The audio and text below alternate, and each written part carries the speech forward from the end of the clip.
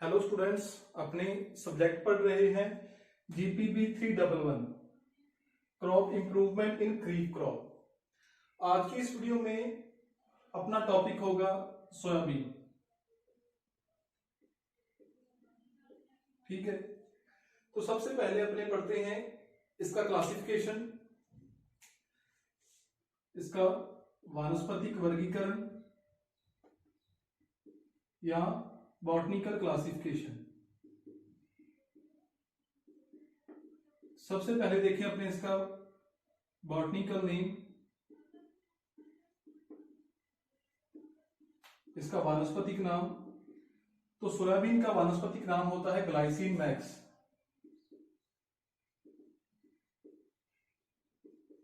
ठीक है, नेक्स्ट अपने देखें इसकी फैमिली। तो इसकी फैमिली है लेग्यूमिनेसी।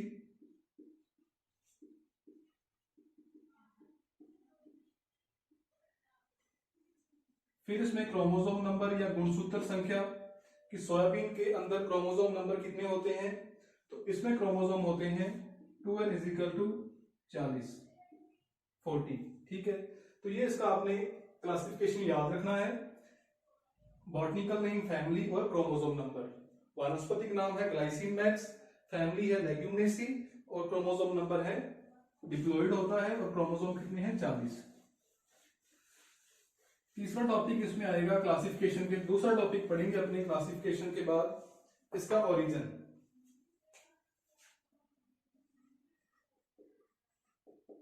ओरिजिन मतलब इसका उद्गम केंद्र या इसकी उत्पत्ति।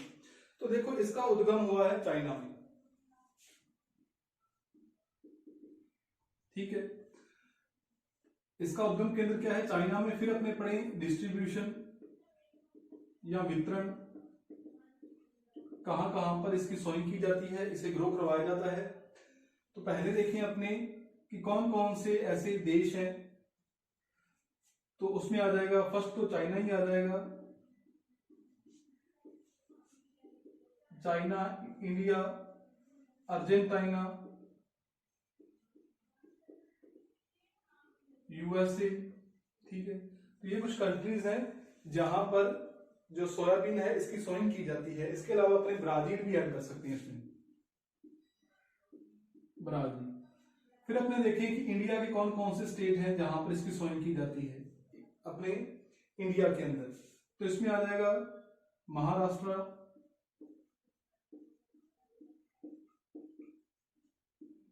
उत्तर प्रदेश मतलब यूपी और मध्य प्रदेश मतलब एमपी। तो ये मेन स्टेट है जहां पर सोयाबीन की सोइंग की जाती है। पहले अपने पढ़ा इसका ओरिजिन, फिर डिस्ट्रीब्यूशन। डिस्ट्रीब्यूशन में पहले अपने पढ़ा कि ग्लोबल डिस्ट्रीब्यूशन और फिर अपने पढ़ा नेशनल डिस्ट्रीब्यूशन। ठीक है,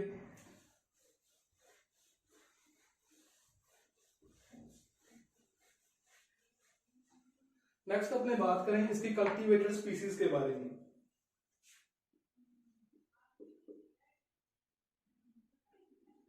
कल्टीवेटेड स्पीसीज,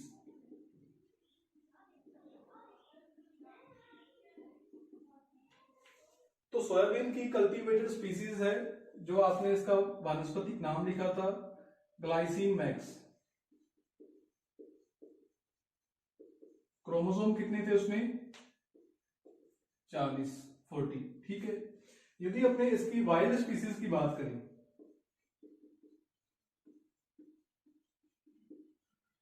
तो सोयाबीन की टोटल 8 वाइल्ड स्पीसीज हैं। इनमें से एक स्पीसीज कौन सी? ग्लाइसिन सोजा।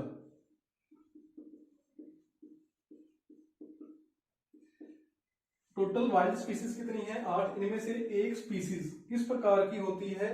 एनुअल होती है और डिप्लॉइड होती है। एनुअल और डिप्लॉइड।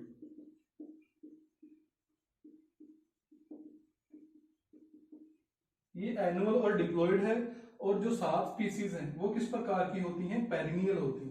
ठीक है, ये आपने याद रखना है स्पीसीज के बारे में कि कल्टीवेटेड स्पीसीज है ग्लाइसिन मैक्स जिसमें 40 क्रोमोसोम है, डिप्लॉइड होती है। वाइल्ड स्पीसीज हैं 8। इनमें से जो 7 स्पीसीज हैं वो तो होती हैं पेरिनियल और एक स्पीसीज है ग्लाइसिन सोजा, वो किस प्रकार की है?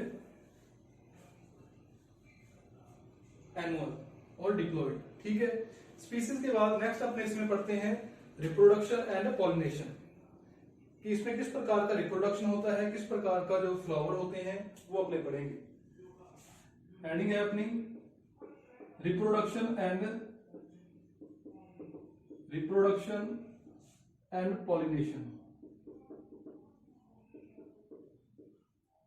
तो सबसे पहले अपने देखें कि इसमें फ्लावर किस टाइप का होता है। पहले अपने पढ़ेंगे फ्लावर के बारे में। देखो इसमें फ्लावर होता है बाइसेक्सुअल, उभयलिंगी, मतलब फ्लावर के अंदर मेल रिप्रोडक्टिव ऑर्गन और फीमेल रिप्रोडक्टिव ऑर्गन दोनों प्रेजेंट होते हैं। फ्लावर के बाद अपने बात करें इसमें पॉलिनेशन की या परागन, तो ये किस प्रकार की क्रॉप है, सेल्फ पॉलिनेटेड क्रॉप है, इसमें सेल्फ पॉलिनेशन होता है। फिर अपने बात करें इसमें प्रोपेगेशन, इसका प्रवर्धन किस प्रकार का होता है, प्रोपेगेशन, तो ये सीड प्रोपेगेटेड क्रॉप है। किस प्रकार की क्रॉप है, सीड प्रोपेगेटेड। और सबसे लास्ट में जो मोस्ट इंपॉर्टेंट है वो है इसमें आइसोलेशन डिस्टेंस।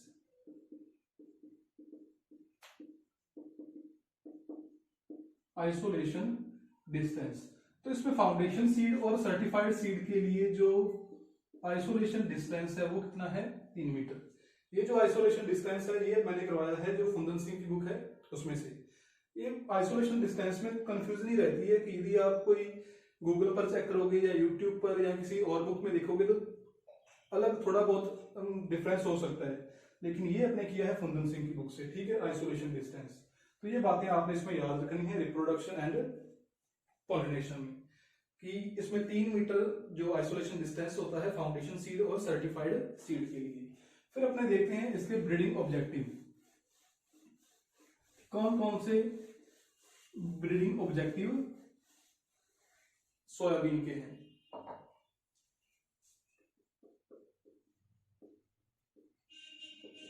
ब्रीडिंग ऑब्जेक्टिव, देखिए सबसे पहला ब्रीडिंग ऑब्जेक्टिव क्या आ जाएगा, हायर यील्ड, अधिक उत्पादन। तो अधिक उत्पादन में आप कौन कौन से पॉइंट लिख सकते हो कि प्लांट के अंदर जो नंबर ऑफ पोड ज्यादा हो, साइज ऑफ पोड ज्यादा हो, पोड के अंदर नंबर ऑफ सीड ज्यादा हो, तो ये सभी पॉइंट किस में आ जाएंगे, हायर यील्ड के अंदर। ठीक है, दूसरा आ जाएगा बेटर क्वालिटी। बेटर क्वालिटी में आपने कौन से 2 पॉइंट इसमें मेंशन करने हैं कि सीड के अंदर जो ऑयल कंटेंट है वो ज्यादा होना चाहिए, सीड के अंदर जो प्रोटीन कंटेंट है वो क्या होना चाहिए, ज्यादा होना चाहिए, और जो नॉन न्यूट्रिशनल सब्सटेंसेस होते हैं वो एब्सेंट होने चाहिए। ठीक है, नॉन न्यूट्रिशनल सब्सटेंस एब्सेंट होने चाहिए। तो हायर यील्ड बेटर क्वालिटी के बाद नेक्स्ट आएगा अपने इसमें डिजीज रेजिस्टेंट।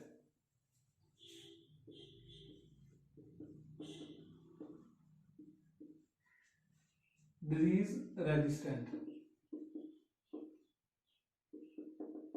तो कौन कौन सी कॉमन डिजीज होती हैं इस प्लांट के अंदर, पोड ब्लाइट, बैक्टीरियल ब्लाइट। ठीक है, इसके अलावा इसमें अपने लीफ स्पॉट लिख सकते हैं। ठीक है, एक तो आ जाएगी मेजर डिजीज कौन कौन सी हैं, पोड ब्लाइट है, बैक्टीरियल ब्लाइट है और येलो मोजेक।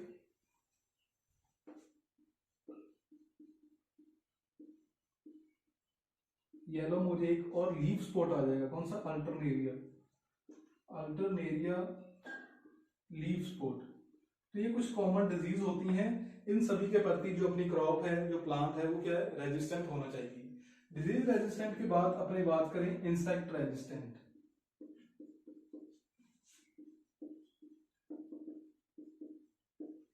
तो इंसेक्ट रेजिस्टेंट में कौन कौन से जो कॉमन इंसेक्ट हैं, इसमें आ जाएगा अपना जो आपका कैटरपिलर है, कैटरपिलर आ जाएगा इसमें जो कॉमन इंसेक्ट है, इसके प्रति अपनी क्रॉप रेजिस्टेंट होनी चाहिए। तो ये थे इसके ब्रीडिंग ऑब्जेक्टिव। ब्रीडिंग ऑब्जेक्टिव के बाद अपने नेक्स्ट पॉइंट की बात करें तो आ जाएगा इसमें ब्रीडिंग प्रोसीजर, कि कौन कौन से ब्रीडिंग प्रोसीजर हैं। नेक्स्ट अपना पॉइंट आएगा इसमें ब्रीडिंग प्रोसीजर, लिख लो अपने यहाँ लिखते हैं अपने ब्रीडिंग मेथड कि कौन कौन से ब्रीडिंग मेथड हैं जिनके द्वारा इनकी जो वैरायटीज हैं वो डेवलप की गई हैं। तो इसमें जो मेन है वो आ जाएंगे इंट्रोडक्शन। कौन कौन से हैं? Introduction, pure line selection,